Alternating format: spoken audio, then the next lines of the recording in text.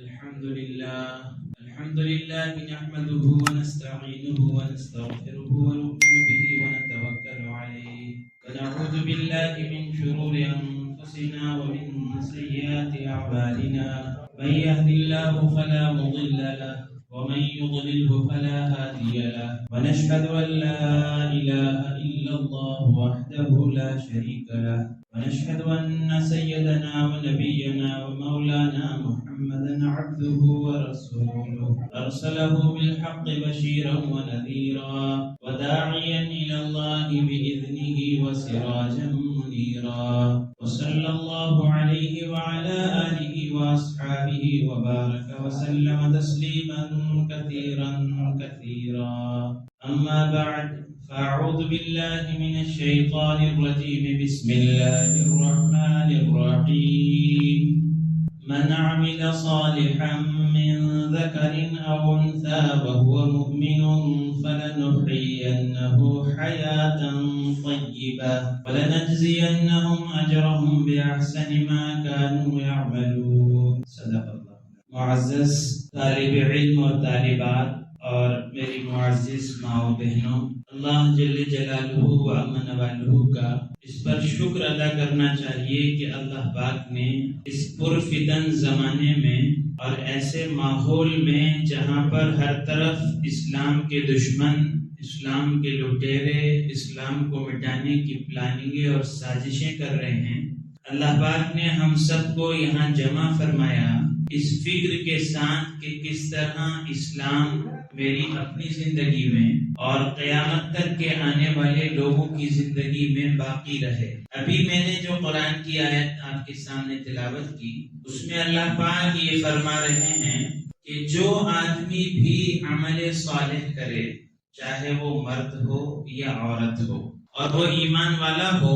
تو اللہ پاک اس کو حیات طیبہ عطا فرمائیں گے، پاکیزہ زندگی عطا فرمائیں گے، خوشگوار زندگی عطا فرمائیں گے، عزت والی زندگی عطا فرمائیں گے، سکون والی زندگی عطا فرمائیں گے۔ انسان جو دنیا میں آتا ہے وہ اپنی مرضی سے نہیں آتا ہے۔ اللہ پاک جس کو جب جہاں جیسے پیدا کرنا چاہیں وہ پیدا ہو جاتا ہے۔ اس میں ہمارا کوئی انتخاب نہیں چلتا کہ فلاں مہینے میں پیدا ہونا ہے یا فلاں دن میں پیدا ہونا ہے یا فلاں وقت میں پیدا ہونا ہے یا فلاں خاندان میں اور قبیلے میں پیدا ہونا ہے۔ اللہ پاک کو جب جس کو جہاں چاہیں وہاں پیدا فرما دیتے ہیں۔ اور اسی طرح دنیا سے جانے میں بھی انسان کی اپنی مرضی نہیں چلتی کہ نہیں صاحب میں تو بڑھاپے میں جاؤں گا، میں تو 1 کروڑ کمانے کے بعد جاؤں گا، یا میں ایک عالم بننے کے بعد جاؤں گا، یا میری تمنا گاڑی خریدنے کی ہے وہ جب میں خرید لوں گا اس کے بعد جاؤں گا، یا میری تمنا کچھ اور ہے اس کے بعد جاؤں گا۔ تو نہیں، یہاں بھی مرضی نہیں چلتی ہے۔ اذا جاء اجلهم لا يستأخرون ساعة ولا يستقدمون، کہ جب موت کا فرشتہ آدمی کو لینے آتا ہے تو ایک پلک جھپکنے کا موقع اس کو نہیں ملتا، ایک سانس کا موقع اس کو نہیں ملتا۔ کھڑا ہوا آدمی بیٹھ نہیں پاتا، بیٹھا ہوا آدمی لیٹ نہیں پاتا، کوئی گھر کے باہر ہے تو گھر کے اندر نہیں آ پاتا، اور کوئی فلائٹ میں سوار ہو گیا تو فلائٹ سے اتر نہیں پاتا، ہاتھ کا نوالا منہ تک جا نہیں پاتا اور منہ کا نوالا حلق کے نیچے اتر نہیں پاتا۔ جس وقت موت کا فرشتہ آتا ہے آدمی کو لے کر چلا جاتا ہے۔ یہاں کسی کی مرضی نہیں چلتی، امیر ہو غریب ہو، مرد ہو عورت ہو، پڑھا لکھا ہو جاہل ہو، لکھپتی ہو کروڑ پتی ہو، یا ایسا آدمی ہو کہ جس کے پاس کھانے کو لقمہ نہیں ہے، پہننے کو کپڑا نہیں ہے، رہنے کو مکان نہیں ہے، یا ایسا آدمی ہو کہ جس کے پاس اتنا ہے کہ سنبھالے نہیں سمجھتا ہے، وہ بھی جب اللہ کی مرضی ہوگی وہ چلا جاتا ہے۔ تو نہ دنیا میں انسان اپنی مرضی سے آتا ہے اور نہ دنیا سے انسان اپنی مرضی سے جائے گا۔ یہ ایک بیچ کا پیریڈ ہے، بیچ کی ایک زندگی ہے جس کو کہتے ہیں میری زندگی کا یہ راز ہے، میری عمر اتنی دراز ہے، جو پیدا ہوا تو اذان ہوئی، جو مرا تو وقت نماز ہے۔ کہ اذان اور نماز کے درمیان کا فاصلہ جتنا کم ہے، ایسے ہی میری اور آپ کی زندگی کے فاصلے کا مسئلہ ہے۔ کل جب یہ انسان سے پوچھا جائے گا کہ تم نے دنیا میں کتنی زندگی پائی، تو یہ یوں کہے گا کہ مجھے ایسا محسوس ہوا جیسے ایک دروازے سے داخل ہوا اور دوسرے دروازے سے نکل گیا۔ تو اتنی شارٹ پیریڈ، اتنی چھوٹی سی زندگی، اتنی مختصر سی زندگی، اس میں انسانوں سے مطالبہ یہ ہے کہ یہ چھوٹی سی زندگی بھی تم اللہ کی مرضی کے مطابق گزارو، اس لیے کہ پیدا کرنے والا وہ ہے، پالنے والا وہ ہے، دنیا اور آخرت کے نظام کا چلانے والا وہ ہے، عزت اور ذلت کا مالک وہ ہے، کامیابی اور ناکامی کا مالک وہ ہے، موت اور حیات اس کے قبضے میں ہیں، ساری سلطنتیں، حکومتیں، بادشاہتیں سب اس کے قبضے میں ہیں۔ وہ جو چاہتا ہے، جب چاہتا ہے، جہاں چاہتا ہے، جیسے چاہتا ہے کر گزرتا ہے، اس کو کسی کے مشورے کی ضرورت نہیں ہے، وہ پابند نہیں ہے، وہ کسی کے تابع نہیں ہے، نہ اس کا کوئی اول ہے نہ اس کا کوئی آخر ہے، نہ اس سے پہلے کچھ ہے نہ اس کے بعد کچھ ہے، نہ وہ کسی کی اولاد ہے نہ اس کی کوئی اولاد ہے، وہ رب ہے، وہ خالق ہے، وہ مالک ہے، وہ پالنہار ہے، وہ ہمارا بنانے والا ہے، وہ ہماری ضرورتوں کو ہم سے زیادہ جانتا ہے۔ ہم ابھی ماں کے پیٹ میں ہیں، نہ ابا کو معلوم، نہ اماں کو معلوم، نہ گھر والوں کو معلوم، نہ ڈاکٹر کو معلوم، نہ خاندان والوں کو معلوم کہ اس کو کس چیز کی ضرورت ہے، لیکن میرے اور آپ کے بنانے والے اللہ کو معلوم ہے، اس لیے اس نے ماں کے پیٹ میں نظام چلایا ہے، وہ خون پی کر پرورش پاتا رہا، اور جیسے یہ دنیا میں آنے والا تھا تو اب دنیا میں آتے وقت بھی کسی کو نہیں معلوم ہے کہ اس کی ضرورت کیا ہوگی، اس کی خوراک کیا ہوگی، یہ کیا کھائے گا۔ اللہ نے اپنی قدرت سے ماں کے سینوں میں دودھ بھرا اور اس کی غذا کا انتظام کیا، تو جو اللہ نے ماں کے پیٹ میں پالا، جو اللہ نے بچپن میں پالا، وہی اللہ بچپن میں بھی پالے گا۔ اس کا مطالبہ یہ ہے کہ تم ہماری مرضی کے مطابق زندگی گزارو، تمہاری آنکھ سے وہ دیکھو جو ہم چاہتے ہیں، تمہارے کان سے وہ سنو جو ہم چاہتے ہیں، تمہاری زبان سے وہ بولو جو ہم چاہتے ہیں، تمہارے دن اور رات ایسے ہو جیسا ہم چاہتے ہیں، تمہاری کمائی ایسی ہو جیسا ہم چاہتے ہیں، اور تمہارا اپنے دوستوں، رشتہ داروں، ماں باپ اور خاندان والوں کے ساتھ معاملہ وہ ہو جو ہم چاہتے ہیں۔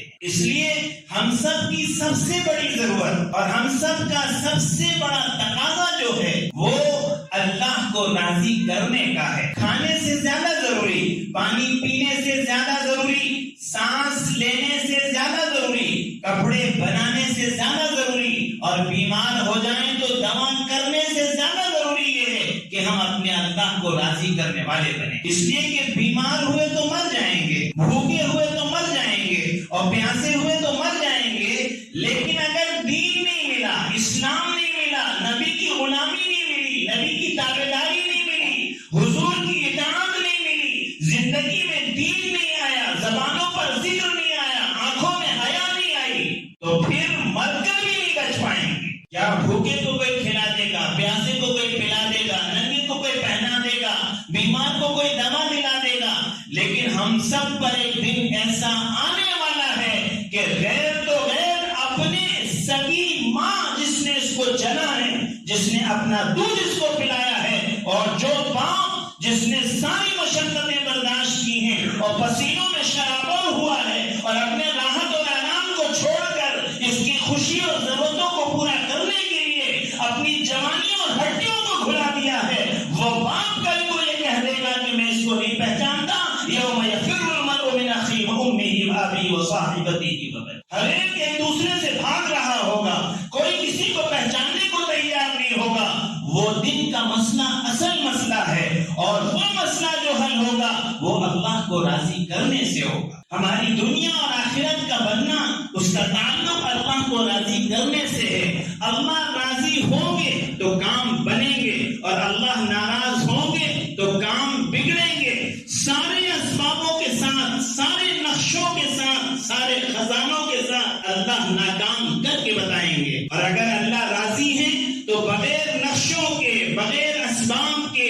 بغیر سامانوں کے، بغیر خزانوں کے اللہ کامیاب کر کے بتائیں گے۔ تو پہلا تقاضا یہ ہے، ہم سب کی پہلی ضرورت یہ ہے، ہم سب کا بنیادی کام یہ ہے کہ ہم کوئی کام ایسا نہ کریں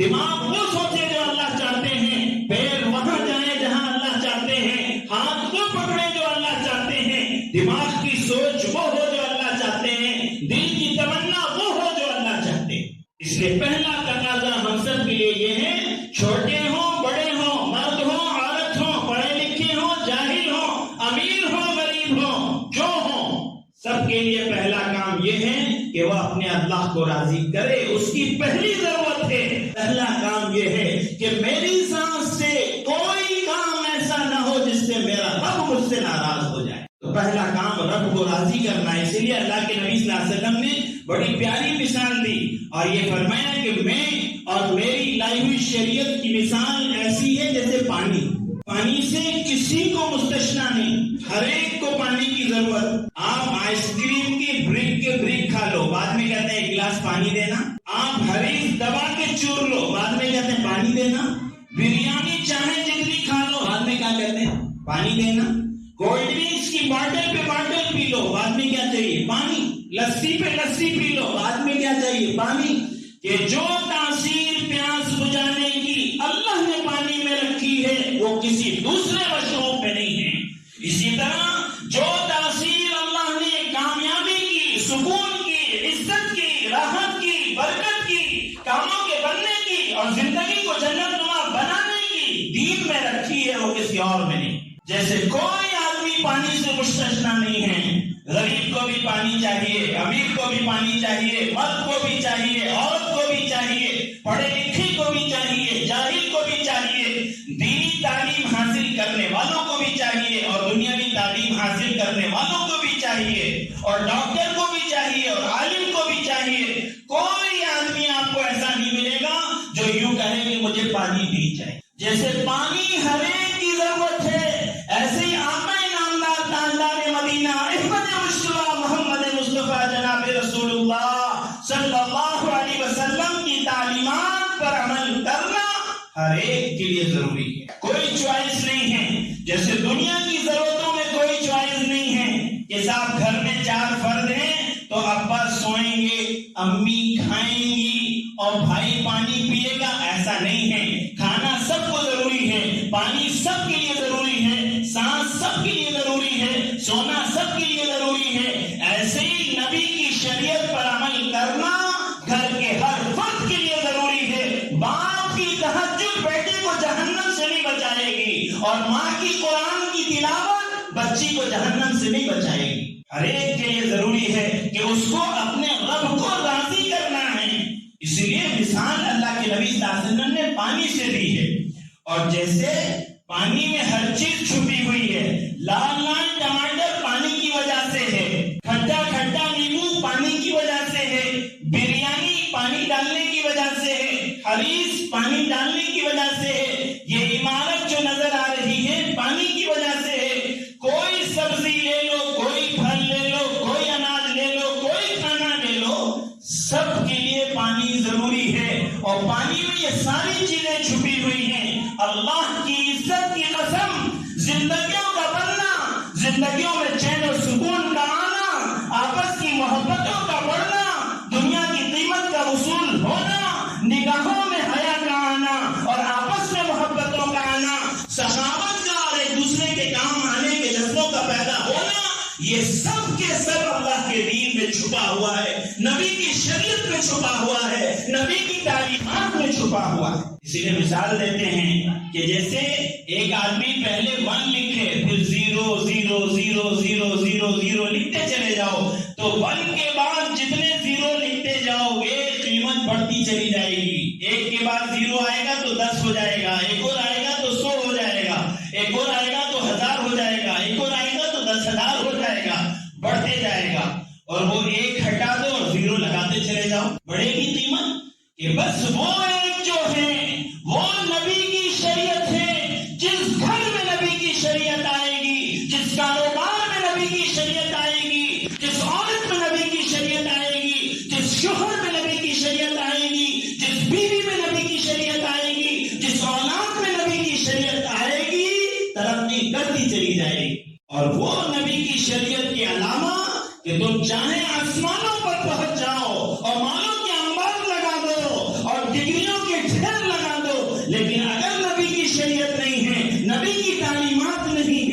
اسلام نہیں ہے اور اللہ کا بھیجا ہوا دین نہیں ہے تو سب زیرو ہے، اس کی کوئی ویلیو اللہ کے نزدیک نہیں۔ تو فرمایا ہم سب کا پہلا تقاضا یہ ہے کہ ہم اپنے اللہ کو راضی کرنے والے بنیں، اور اللہ کی رضا کے لیے جو بنیادی چیز ہے وہ دین ہے، کہ جس کی زندگی میں دین ہوگا اس سے اللہ راضی ہو جائے۔ اللہ کے پاس حسب نسب نہیں چلتا، اللہ کے پاس خاندان نہیں چلتا، اللہ کے پاس وکالت نہیں چلتی، اللہ کے پاس سفارش نہیں چلتی، اللہ کے پاس سورس نہیں چلتا کہ نہیں صاحب ہم تو فلاں خاندان کے اور فلاں قبیلے کے ہیں اور ہمارا تو سلسلہ فلاں سے جا کے ملتا ہو، کسی سے بھی ملتا ہو۔ اس کا دستور اور قانون یہ ہے کہ جس کی زندگی میں دین ہوگا وہ کامیاب ہوگا، اور جس کی زندگی میں دین نہیں ہوگا وہ ناکام ہوگا۔ جب حضرت فاطمہ رضی اللہ تعالیٰ عنہا کو دفن کرنے کا نمبر آیا تو کسی نے کہا جانتی ہو تمہاری گود میں کون آ رہی ہے؟ تو قبر سے آواز آئی کہ یہاں حسب نسب نہیں چلتا، یہ تو عمل کا صندوق ہے۔ اس لیے پہلی ذمہ داری اللہ کو راضی کرنا ہے۔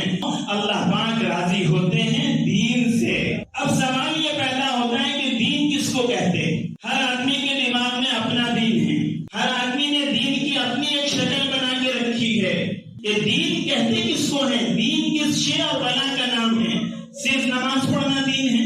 صرف روزہ رکھنا دین ہے، صرف حج کرنا دین ہے، صرف غریبوں کو کھانا کھلا دینا دین ہے،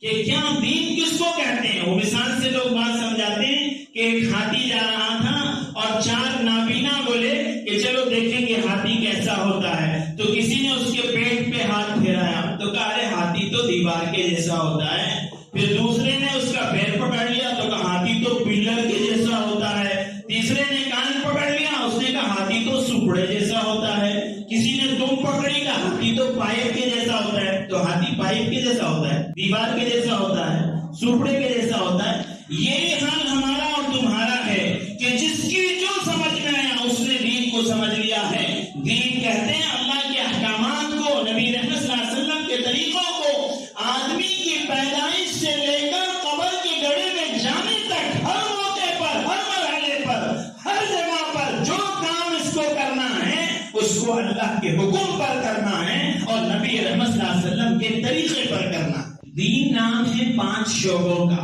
سب سے پہلا شعبہ ہے ایمانیات کا۔ ایمانیات کا مطلب دل کا یقین صحیح ہونا۔ اسی لیے اللہ کے نبی صلی اللہ علیہ وسلم نے فرمایا ان فی الجسد لمضغہ اذا صلحت صلح الجسد كله واذا فسدت فسد الجسد كله الا وهي القلب، کہ انسان کے جسم میں ایک ٹوکرا ہے، اگر یہ سدھر جاتا ہے، اس کی اصلاح ہو جاتی ہے، یہ بن جاتا ہے تو پھر سب بن جاتا ہے، اور اگر اس میں فساد آتا ہے اور یہ بگڑ جاتا ہے تو سب بگڑ جاتا ہے۔ اور وہ کیا ہے کہ وہ انسان کا دل ہے۔ تو یہ دل اللہ کے بسانے کی جگہ ہے، اللہ کہیں بھی بستے سوائے مومن کے دل کے، کہ یہ مومن کا دل اللہ کے بسانے کی جگہ ہے۔ اس کے اندر یقین کی پختگی ہو۔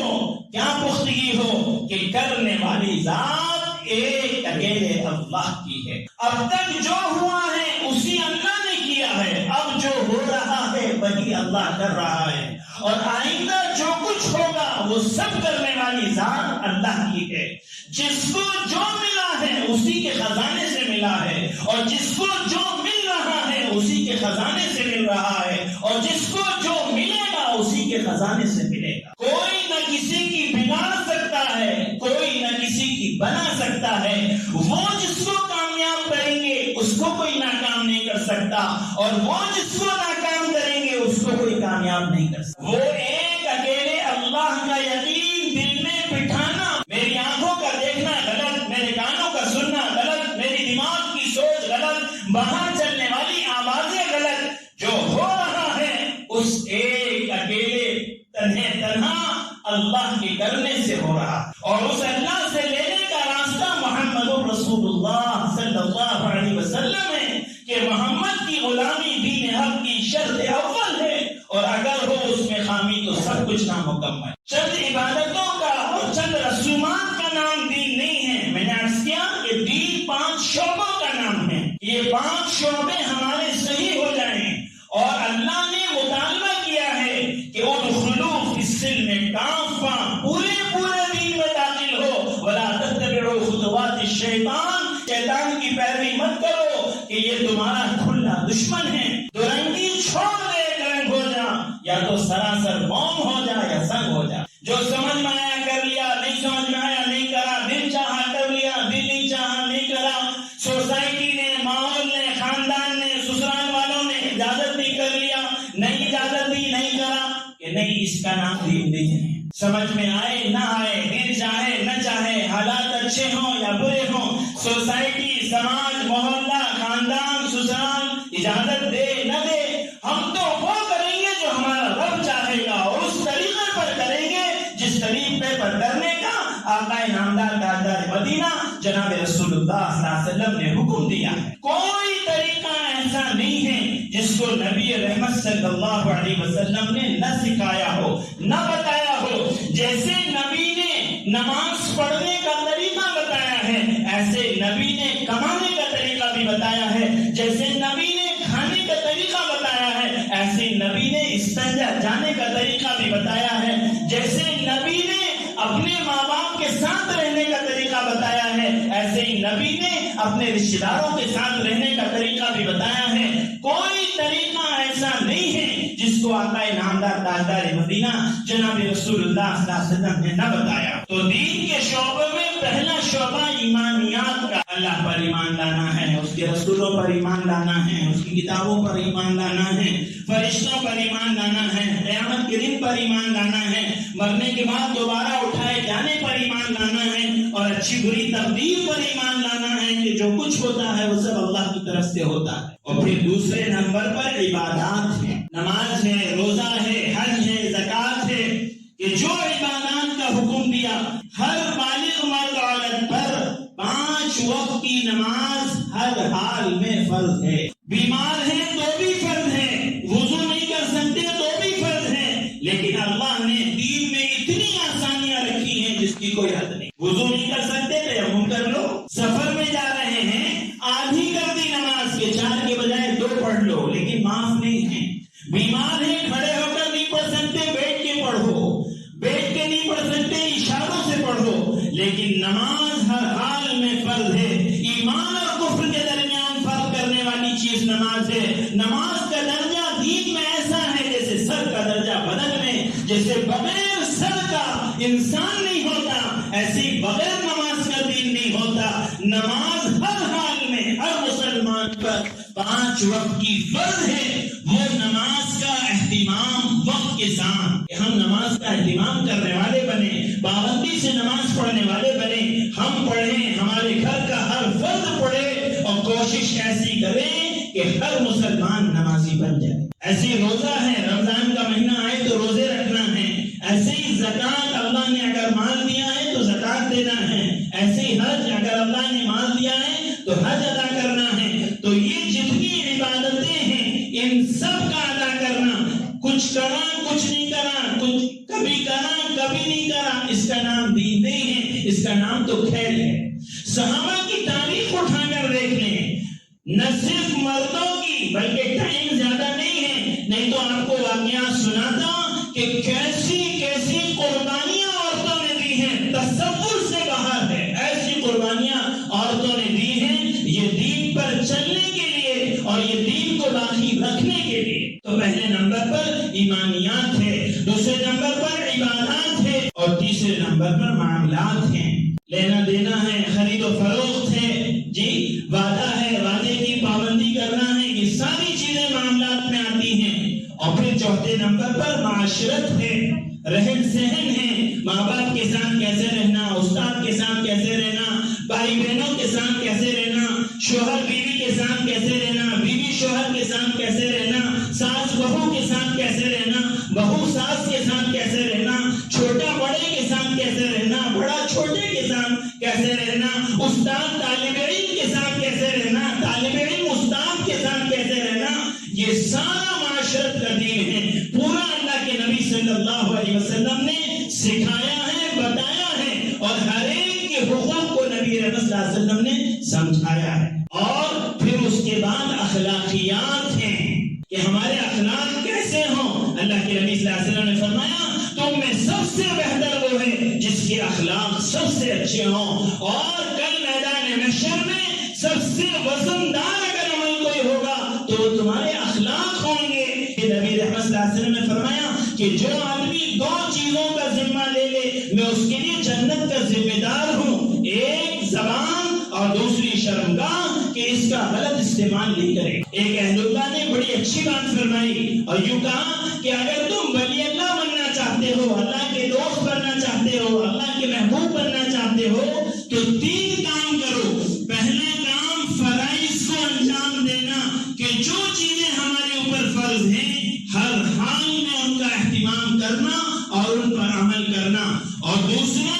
حلال کھانا، حرام سے اپنے آپ کو بچانا، اس لیے کہ آج معاشرے میں حرام، سود، بیاج، رشوت، لون یہ اتنا عام ہو چکا ہے کہ ہر گھر میں حرام غذا داخل ہو رہی ہے۔ جو حرام کا لقمہ آدمی کے پیٹ میں جاتا ہے وہ جہنم کا حصہ بنتا ہے۔ جب حرام کا لقمہ دل میں جاتا ہے تو اللہ کی نافرمانی کی اور بغاوتوں کے حوصلے اور جذبے دل میں پیدا ہوتے ہیں، گناہوں کرنے کے جوش اور ولولہ پیدا ہوتا ہے۔ جب حرام کا لقمہ اندر میں جاتا ہے تو دعائیں نامقبول ہو جاتی ہیں۔ اس لیے اس کا اہتمام کرنا کہ حرام روزی سے اپنے آپ کو بچانا اور حلال کا اہتمام کرنا کہ حرام روزی کسی طریقے سے ہمارے پیٹ میں نہ جائے۔ ایک صحابی محنت مزدوری کرتے تھے اور محنت مزدوری کرنے کے لیے جب وہ نکلے تو اس دن ان کو کام نہ ملا، واپس گھر پر آ گئے، اور واپس جب گھر پر آئے تو بھوکے پیاسے ہیں، کھانے کا کچھ نہیں ہے، فاقے کے ساتھ میاں بیوی زندگی گزارتی ہیں، اور پھر دوسرا دن ہوتا ہے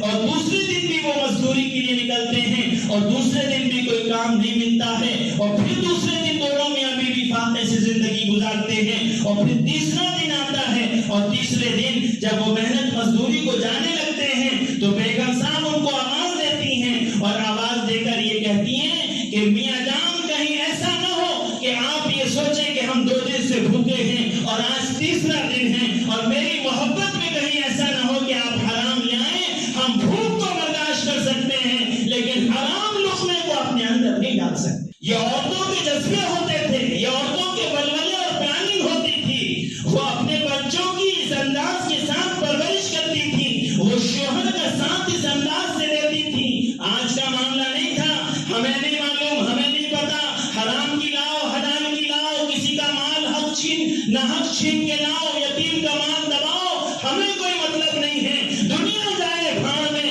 ہمیں اپنے چوچلے پورے کرنا ہے، ہمیں اپنی خواہشات پوری کرنی ہے، ہمیں اپنے ارمان نکالنے ہیں۔ نہیں، ہم بھوکے رہ سکتے ہیں، ہم بھوک کو برداشت کر سکتے ہیں لیکن حرام کا لقمہ اندر میں جائے اس کو برداشت نہیں کر سکتے۔ تو فرمایا ولی اللہ بننے کے لیے دوسری بات کہ آدمی اپنے آپ کو حرام روزی سے بچا لے کہ حرام روزی اس کے اندر نہ جائے، اور تیسرا فرمایا کہ اپنے زبان کی حفاظت کر لے، اس لیے کہ یہ زبان سے ایسے بڑے بڑے گناہ ہوتے ہیں کہ آدمی تصور نہیں کر سکتا۔ تیر اور تلوار کے زخم بھر سکتے ہیں لیکن یہ زبان سے دیے ہوئے زخم نہیں بھر سکتے۔ یہ سارے جھگڑوں کی بنیاد یہ ہے کہ ہم نے اپنی زبان کو بے قابو کر دیا ہے، بے لگام کر دیا ہے۔ اللہ کو زبان کی سختی پسند نہیں ہے، اس لیے کسی شاعر نے کہا کہ سختی پسند نہیں زبان کی، اسی لیے نہیں رکھی ہڈی زبان کی۔ پیار سے گفتگو کرنا، نرم انداز سے گفتگو کرنا، اچھے اخلاق کے ساتھ گفتگو کرنا، ایک دوسرے کے کام آنا، درگزر کرنا، معاف کرنا، ایک دوسرے کی راہ میں پھول بن کر جینا۔ میرا کوئی عمل کسی کو تکلیف دینے والا نہ بنے۔ مسلمان اسی کو کہتے ہیں جس کی زبان اور ہاتھ سے کسی دوسرے کو تکلیف نہ پہنچتی۔ عرض میں نے کی پہلی